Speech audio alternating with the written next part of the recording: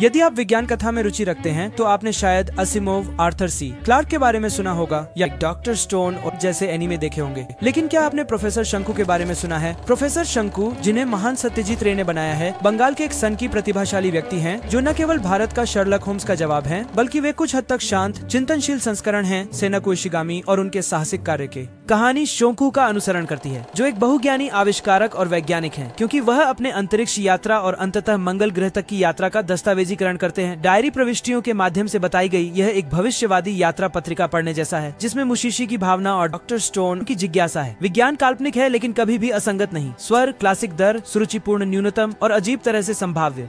कोई एलियन युद्ध नहीं, कोई मेक नहीं, बस एक आदमी, उसका दिमाग और अज्ञात। ये एक्शन से भरा नहीं है, ये विचारों से भरा है। सोचिए कि डॉक्टर स्टोन को क्या काम करता है।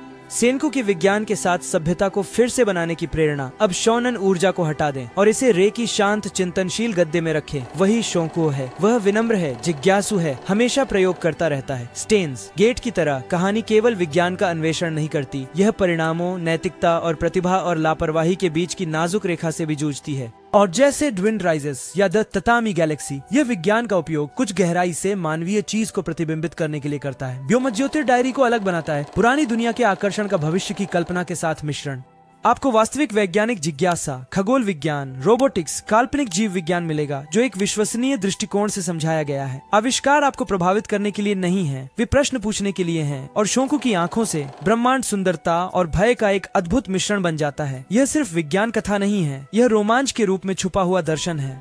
रे केवल विज्ञान कथा के बारे में नहीं लिख रहे हैं, वह मानव महत्वाकांक्षा के बारे में लिख रहे हैं। खोजने की इच्छा, समझने की, सीमाओं को पार करने की। यह ऐसा है जैसे कि वही आकांक्षा और आत्मनिरीक्षण की भावना हो, बिना मेलोड्रामा के। और किसी तरह अपने सभी विचारों के बावजूद यह कभी भारी नहीं लगता।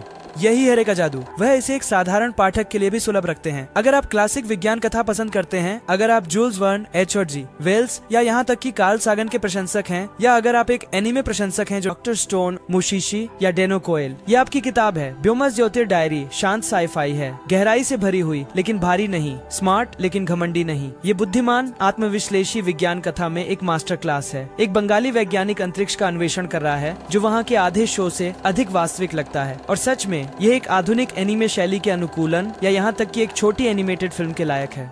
अगर आपने प्रोफेसर शोंकू को पढ़ा है तो अपनी पसंदीदा आविष्कार या कहानी को टिप्पणियों में साझा करें, और अगर नहीं पढ़ा है तो मुझ पर विश्वास करें। भारत के असली वैज्ञानिक नायक से मिलने का समय आ गया है। और अधिक कहानियों के लिए लाइक, शेयर और सब्सक्राइब करें, जो भारतीय और एनीमे साइफाई के छुपे कोणों से आती है।